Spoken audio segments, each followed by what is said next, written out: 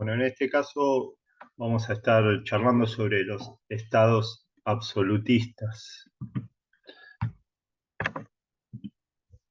En principio, la forma de gobierno que caracteriza a estos estados es una monarquía absoluta, es decir, hay un rey que va a ejercer la soberanía absoluta sobre un territorio. La monarquía es una forma de gobierno y fue la forma de gobierno que caracterizó a los países europeos, a la gran mayoría de los países europeos entre el siglo XVI y XVIII. Como decía, la monarquía absoluta, la principal característica es que tiene una soberanía indivisible. ¿Esto qué quiere decir? Bueno, la palabra soberanía quiere decir ejercer el poder sobre, ¿no?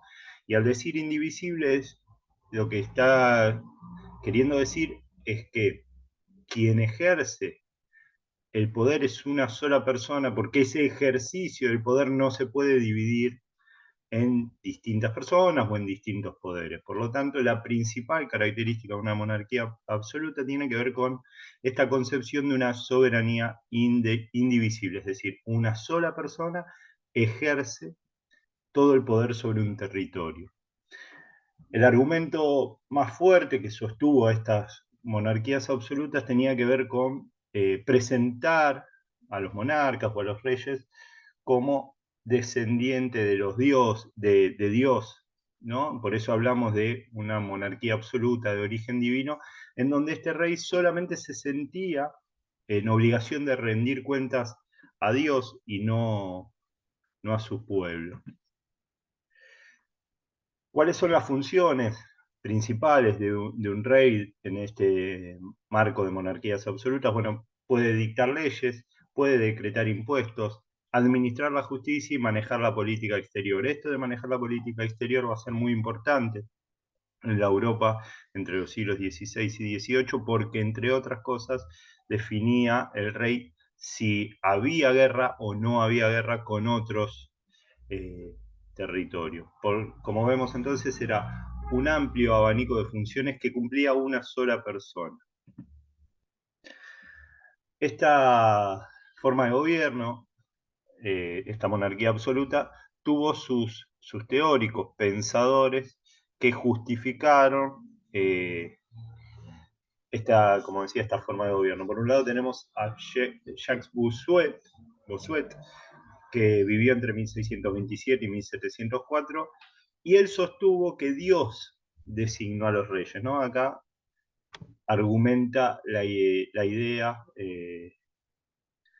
de un origen divino de estas monarquías, ¿no? Jean Bodin, por su parte, en 1530 y 1506, él plantea que es el pueblo quien entrega todo el poder al monarca. Acá ya aparece la figura del pueblo que va a ser rescatada por los pensadores de la Ilustración, quienes van a poner en jaque al origen divino y a las monarquías absolutas. En este caso, lo que argumenta Bodin es a favor de las monarquías absolutas, pero no desde el origen divino, sino que está bien que haya un monarca que tenga todo el poder, que ejerza la soberanía de manera indivisible, como dijimos anteriormente, porque ese poder es entregado por el pueblo.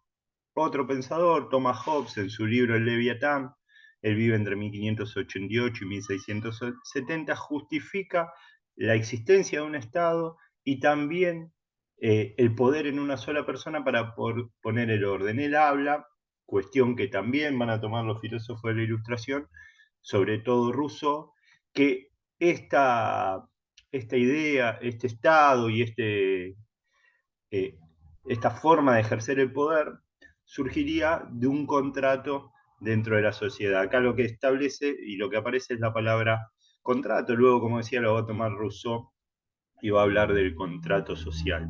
Thomas Hobbes, entre otras cosas, decía que es necesario el Estado y es necesario una persona para poner el orden, porque el hombre en estado de naturaleza, es decir, el hombre sin estar organizado, y sin una persona que mande o, instituciones que ejerzan un poder sobre esos hombres, vivirían un estado permanente de conflicto, ¿no? Por eso hay una frase que se desprende de su libro, El Leviatán, que es el hombre en estado de naturaleza es el lobo del hombre, es decir, el hombre estaría en constante conflicto si no hubiese una institución, o en este caso una institución como el Estado, o en este caso una figura de un monarca absoluto que ponga orden y establezca leyes. En Francia vamos a encontrar un ejemplo de este Estado absolutista que venimos trabajando de manera general. Este Estado absolutista se afianzó con Enrique IV, Luis XIII y Luis XIV. Luis XIV va a ser el representante característico, luego vamos a hablar de él particularmente, el representante característico de este Estado absolutista en Francia. Luis XIV hereda la corona a los 4 años, por supuesto siendo muy chico tiene que ejercer el poder un regente que fue Julio Mazarino, que va a lograr sofocar la revuelta de la Fronda. Esta revuelta fue una revuelta de los nobles. Cuando hablamos de los nobles hablamos fundamentalmente de los dueños de las tierras, eh, que no estaban de acuerdo con el pago de algunos impuestos. Al vencer a esta revuelta, lo que logra hacer Julio Mazarino es fortalecer la monarquía. Tras la muerte de Mazarino, asume ¿sí? Ya a los 18 años Luis XIV como rey, y quien él va a fortalecer aún más el absolutismo, se va a rodear de una nobleza adicta, una nobleza que le responde a, a él directamente, persiguió a los protestantes, estableció un código civil y comercial para toda Francia, centralizó en sus manos, como decíamos, dentro de las características del Estado absolutista, la política exterior, las finanzas. En el marco de las finanzas llevó adelante, a través de un ministro, Colbert, una política mercantilista que fomentaba las manufacturas y la exportación de bienes de lujo. También tenía en sus manos el tratamiento de asuntos religiosos y la administración de la justicia. Tal era el poder que sentía que tenía Luis XIV, que se autodenominó Rey Sol, con esta idea de el sol como astro que da vida, él se consideraba de esta manera. Promovió guerras en toda Europa y al morir Francia quedó muy empobrecida y con varios enemigos externos. Esto de quedar empobrecida nos va a servir luego para pensar la situación del antiguo régimen de estas monarquías absolutas en Francia al momento de pensar y estudiar la Revolución Francesa. En Inglaterra, por su parte, no se va a lograr consolidar una monarquía absoluta y va a surgir una nueva forma de gobierno fundamentalmente en 1688, luego de la Revolución Gloriosa. ¿Cuáles son las causas que impidieron que se establezca una monarquía absoluta entre el siglo XVI y XVIII en Inglaterra, como sucedió en otros países de Europa? Bueno, fueron los conflictos internos entre la dinastía Estuardo y el Parlamento.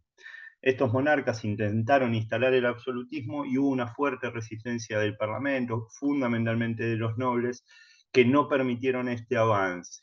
La monarquía constitucional, a diferencia de un Estado absolutista, permite que el Parlamento decrete leyes, cobre impuestos y forme ejércitos, es decir, se divide la soberanía, esa soberanía que dentro de la monarquía absoluta es indivisible, en este caso se divide y empieza a aparecer la división de poderes, ¿no? Y esta monarquía constitucional es la forma de gobierno que se mantiene hasta el día de hoy en Inglaterra. Por lo tanto, en la Europa del siglo XVI y XVIII predominó en los países, en los territorios, las monarquías absolutas, pero hubo una excepción que fue la monarquía parlamentaria inglesa tras la Revolución Gloriosa.